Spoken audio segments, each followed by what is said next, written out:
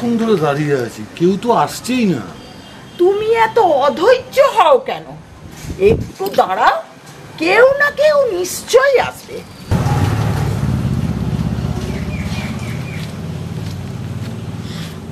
ও বাবা, বাবা শোনো বাবা একবার।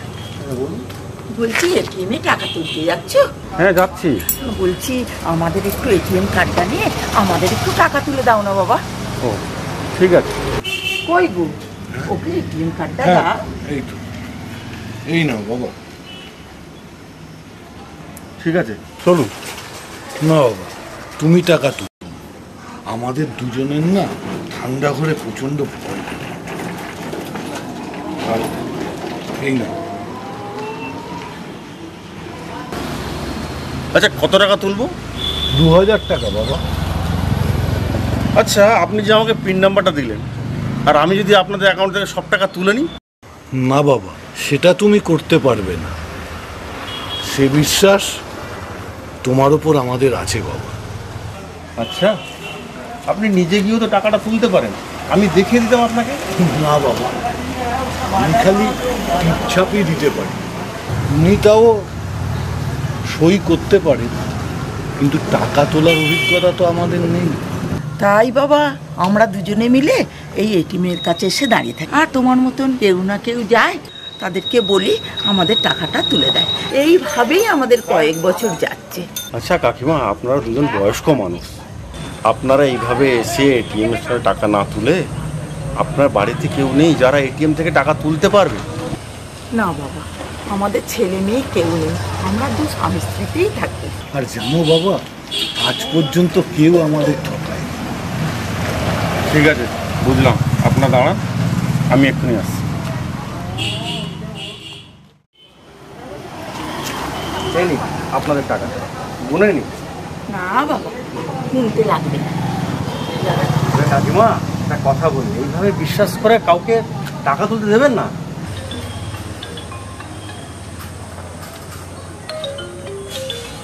খোকা, হ্যালো খোকা। হ্যালো বাবা, হ্যাঁ বলছি 2000 টাকাটা তুলেছো তো? হ্যাঁ হ্যাঁ। তুমি কিন্তু মনে করে অবশ্যই ওষুধটা কিনে নেবে, কেমন? না না, আমি ওষুধ কিনে নেব। হ্যাঁ শোন, বলছি একটু মাকে দাও না। হ্যালো খোকা, হ্যালো। তুই ভালো আছিস তো বাবা? হ্যাঁ হ্যাঁ মা, বলছি তুমি কিন্তু মনে করে বাবার ওষুধটা কিনে নিও। হ্যাঁ বাবার ওষুধটা কিনেছি, জ্বরটা একদম কমে গেছে। তুই শোন না, তুই একবার নাতনিকে নিয়ে আসবি, কতদিন দেখিনি বাবা। ও হ্যাঁ, যাবো যাবো, একটু সময় পেলেই যাবো। না, তুই নাতনিকে নিয়ে অবশ্যই আসবি বাবা, আমাদের খুব মন খারাপ। হ্যাঁ হ্যাঁ বাবা, হ্যাঁ তোমার ওই নাতনিকে সঙ্গে নিয়ে যাবো, কেমন? ঠিক আছে, রাখছি এখন। এ না, আপনারা এই বয়সে এসে মিথ্যা কথা বলেন, সেটা তো আমার জানা ছিল না। কি মিথ্যে কথা বলেছি বাবা? কেন? একটু আগে তো আপনি বললেন যে আপনাদের কোনো ছেলে পুলে নেই, তাহলে খোকাটা এলো কোত্থেকে? শুনুন, মানুষকে বোকা বানানো একবার যায়, কারো কাছে সাহায্য নিতে গেলে একটু সত্যি কথা বলবেন। তোমাকে কোনো মিথ্যে কথা বলিনি বাবা।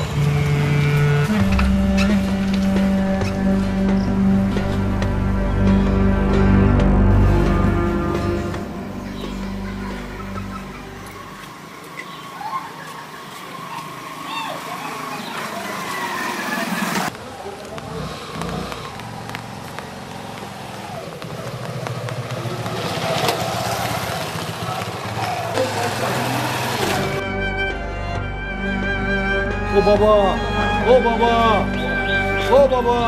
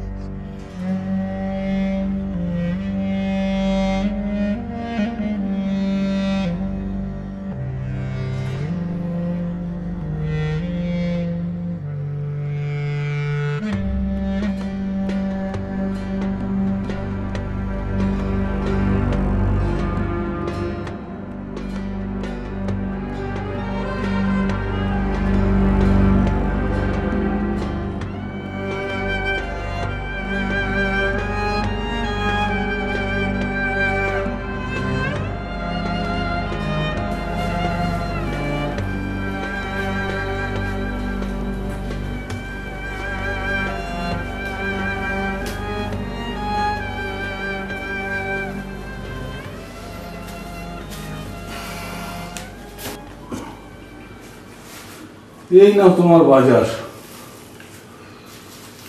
এই বুঝি তোমার আসার সময় হলো? কোনো বন্ধু বান্ধব পেয়েছিলে বোধহয়, আড্ডা মারতে লেগে গেছিলে। এদিকে ঘরে বসে বসে একা আমি বোর হয়ে যাচ্ছি। এই বয়সে লোকজন আর কোথায় পাবো? যে দু একজন বন্ধু বান্ধব আছে তারাও নিজের জ্বালা যন্ত্রণা নিয়েই ব্যস্ত।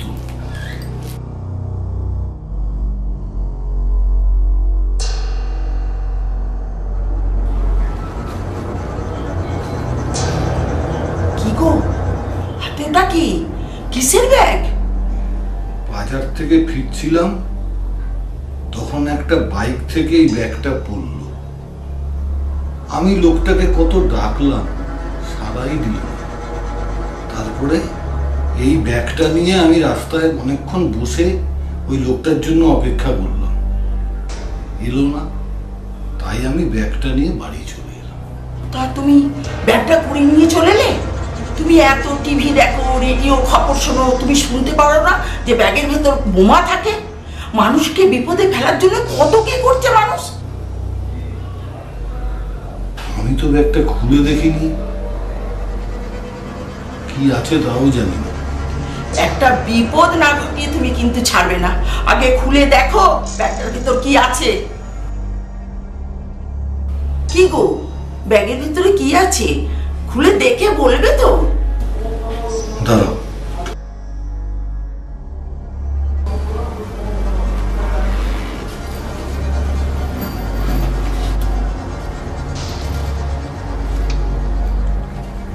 কি হলো, তুমি চমকে উঠলে?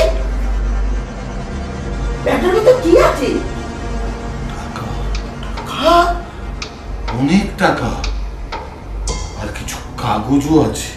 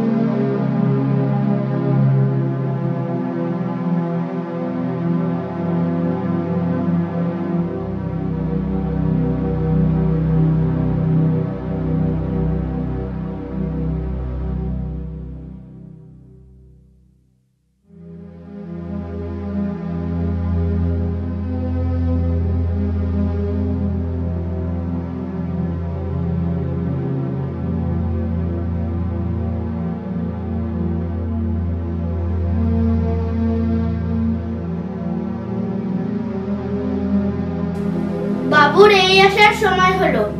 জানো তোমার জন্য আজকে আমার কত টাকা লস হলো? তোমার একার বাড়িতে কাজ করে আমার পেট ভরে না, আমি আরো তিনটে বাড়িতে কাজ করি।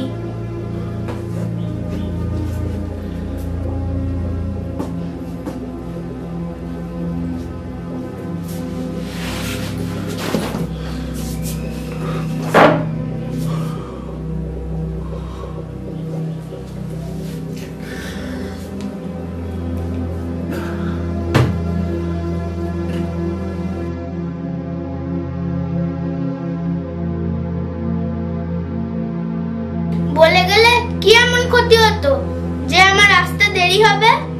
তাহলে আমি তিনটে বাড়ির কাজ মিটিয়ে তারপর না হয় এখানে আসতাম। ধরো, কি হয়েছে বাবু? তোমার চোখে জল কেন? আমার অনেক বড় ক্ষতি হয়ে গেছে রে মা। ক্ষতি? কি ক্ষতি হয়েছে? অ্যাক্সিডেন্ট হয়েছে নাকি? তোমার কোথাও লাগেনি তো?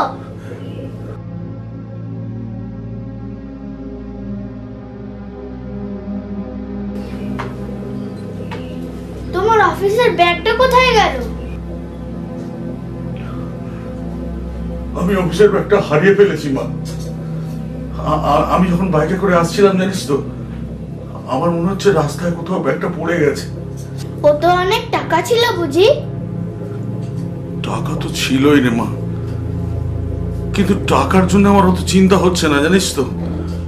ওতে না, ওতে আমার অনেক দরকারি কাগজপত্র ছিল, আমার ক্লায়েন্টসদের ইম্পর্টেন্ট ডকুমেন্টস ছিল। আমার যে কি হয়, আমি কি করে কাজ করব আমি তো ভেবেই পাচ্ছি না। আর ওই ব্যাগটা যে কুড়িয়ে পাবে, সে ওই টাকাগুলোর জন্য কি ওই ব্যাগটা আমায় আর ফেরত দেবে? হয়তো কাগজগুলো কুঁচিয়ে ফেলে দেবে। জানিস মা, আমি না তারপরে ব্যাগটা খুঁজতে গিয়েছিলাম, অনেক খুঁজেছি, অনেক লোককে জিজ্ঞাসাও করেছি, কিন্তু কিন্তু কেউ। ওই টাকা ভর্তি ব্যাগটা কুড়িয়ে তোমার জন্য মাঝ রাস্তায় লোকটা দাঁড়িয়ে থাকবে কেন? তুমি একবার থানায় যেতে পারলে না? ঠিক, তুই ঠিক কথা বলেছিস। আমি আমি আমি থানায় যাব। মাথা মতো। হ্যাঁ, আমি থানায় যাব। ঠিক ঠিক ঠিক, আমি আমি আমি থানায় যাব, আমি থানায় যাব। এই দেখো, এখন আবার কোথায় যায়? আমি তোমার জন্য খাবার নিয়ে বসে থাকতে পারবো না।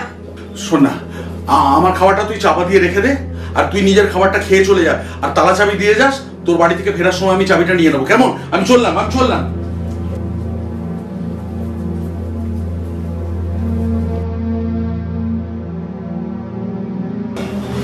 দেখো, একটা সন্তান থাকলে না এত ভাবতাম না। এত দুঃখ করছো কেন? যাদের কেউ নেই তাদের ভগবান আছে। হ্যাঁ, সে তো দেখতেই পাচ্ছি ভগবান আছে। এত ওষুধ খাওয়াচ্ছি, তবু তোমার জ্বরটা আমি কমাতে পারছি না। আমার মনে হচ্ছে শুধু ওই ব্যাগটার চিন্তাতেই তোমার জ্বরটা কমছে না। তুমি একটু কষ্ট করে ব্যাগটা ফেরত দিয়ে এসো। ফেরত দিয়ে আসুন? হ্যাঁ, ওই ব্যাগটার ভিতরেই তো ছেলেটার ঠিকানা লেখা আছে। তা আছে, কিন্তু আমি কি এত দূর যেতে পারবো?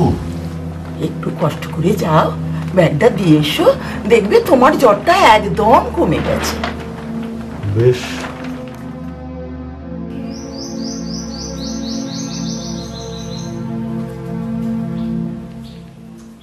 বাবু, চা।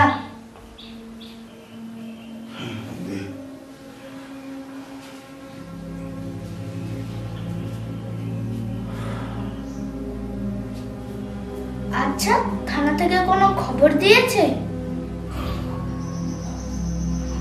না রে, থানা থেকে এখনো কোনো খবর আসেনি। চোরে ব্যাগটা নিলে পুলিশ ঠিকই খুঁজে বার করত। কে জানে কোন মানুষ নিয়েছে। পুলিশ ইচ্ছে করলে আমার ব্যাগটা ঠিকই খুঁজে বার করতে পারতো, কিন্তু উল্টে ওরা তো এখন আমাকেই সন্দেহ করছে। আমি নাকি টাকার লোভ সামলাতে পারিনি।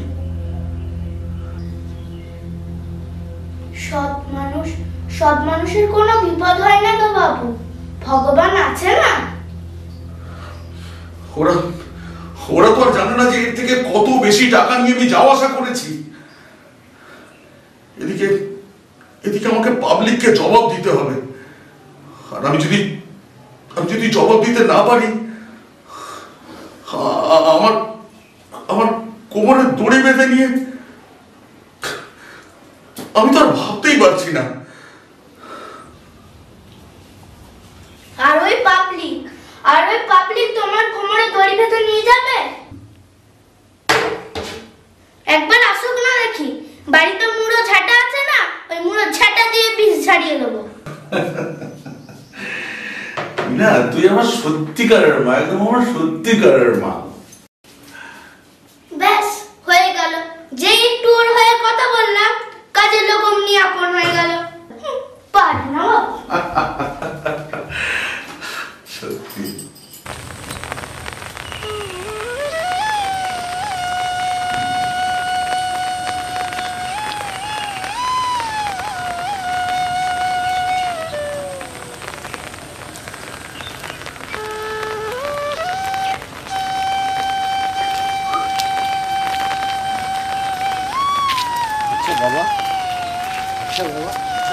মনোরঞ্জন বাবুর বাড়ি ট্যাক্সের অফিসে কাজ করে। ও আচ্ছা, আপনি এটা দিয়ে সোজা যাবেন, গিয়ে বাঁ দিকে বেঁকে যাবেন, বাঁ দিকে গিয়ে ডান দিকে বেঁকে। সোজা দিয়ে বাড়িতে রেখে আচ্ছা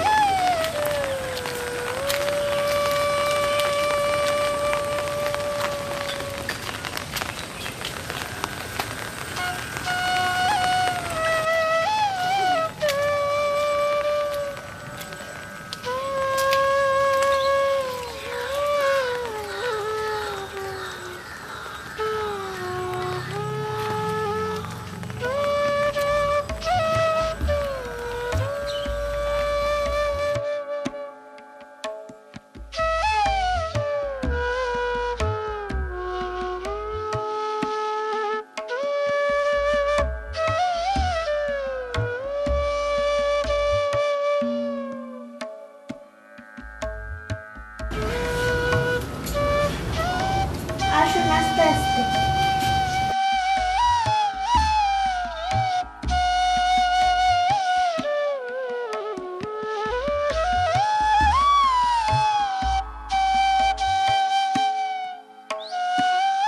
বাবু, ও বাবু, বাবু কোথায় গেলে? তাড়াতাড়ি আসো। আপনি আসুন।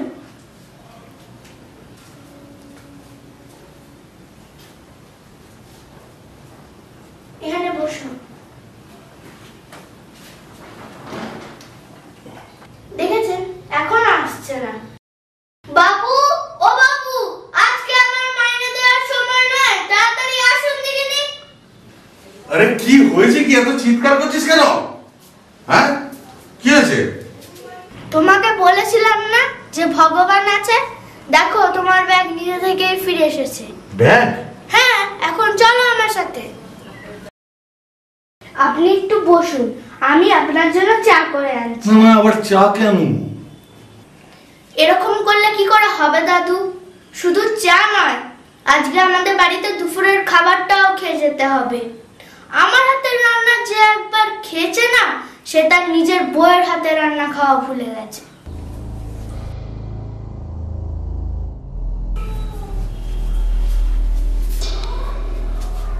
নমস্কার।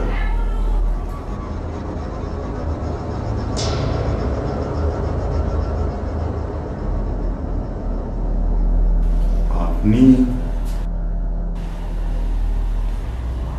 আমি বাজার থেকে ফেরার সময় এই ব্যাগটা আপনার বাইক থেকে পড়ে যেতে দেখি। ও, তারপরে আমি আপনাকে অনেকবার ডাকি, কিন্তু আপনি শুনতে পাননি। ও, আমি ব্যাগটা কুড়িয়ে ওখানে আপনার জন্য অনেকক্ষণ অপেক্ষা করেছি, কিন্তু আপনি তো ফিরে আসেননি। ওদিকে আমারও বাড়িতে ফিরতে দেরি হয়ে যাচ্ছে, যার জন্য আমি ব্যাগটা নিয়ে বাড়ি ফিরে গেছি। এই নিন আপনার ব্যাগ। আর এতে বোধহয় কিছু টাকা পয়সাও আছে, আপনি একটু গুনে নিন ঠিকঠাক আছে কিনা। না না, তার কোনো প্রয়োজন নেই। আপনি যে এত দূর থেকে এত কষ্ট করে আমাকে ব্যাগটা ফেরত দিতে এসেছেন, আপনি কি আর তাছাড়া কি জানেন, সত্যি বলতে এই ব্যাগটা যে আমি ফেরত পাবো সেই আশাটাই আমি ছেড়ে দিয়েছিলাম। এই ব্যাগে যে টাকা পয়সা রয়েছে তার থেকেও মূল্যবান হচ্ছে এর মধ্যে থাকা কাগজপত্রগুলো। এগুলো যদি আমি ফেরত না পেতাম তাহলে আমার জীবনটাকে হয়তো শেষ হয়ে যেত। আপনাকে যে কি বলে আমি ধন্যবাদ জানাবো সেই ভাষা আমার জানা নেই। না না বাবা, আমাকে ধন্যবাদ জানাতে হবে। আমি মূর্খ সূর্খ মানুষ। তোমার কাছে আমার একটা দরকার ছিল, কিন্তু কিভাবে যে বলবো সেটাই তো বুঝে উঠতে পারছি না। কাকাবাবু, দেখুন, আমি তো আপনার ছেলের মতন, বলুন, আপনি নিশ্চিন্তে আমাকে বলতে পারেন। আমি যদি আপনাকে কোনোভাবে সাহায্য করতে পারি তাহলে আমি নিজেকে ধন্য মনে করব। তাই যদি হয় বাবা, তুমি কি আমায় আসলে আসার সময় গাড়ি ভাড়াটুকু আমার কাছে ছিল, যাওয়ার সময় যদি তুমি 50টা টাকা দাও। এই কথা বলে আমাকে অপরাধী করবেন না কাকা বাবু, এটা তো আমার কর্তব্য। আপনি আপনি বসুন কাকা বাবু, আমি এক্ষুনি আসছি, আপনি বসুন, আমি আসছি।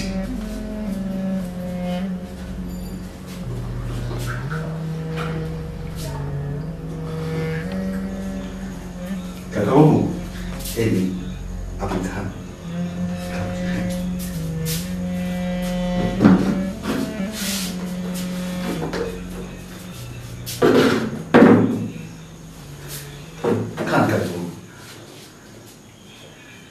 আচ্ছা কাকাবাবু, বলছি আপনার বাড়িতে কে কে আছেন? আমি আর আমার স্ত্রী ছাড়া কেউ নেই। মানে আপনার ছেলে মেয়ে? ভগবান দেয়নি।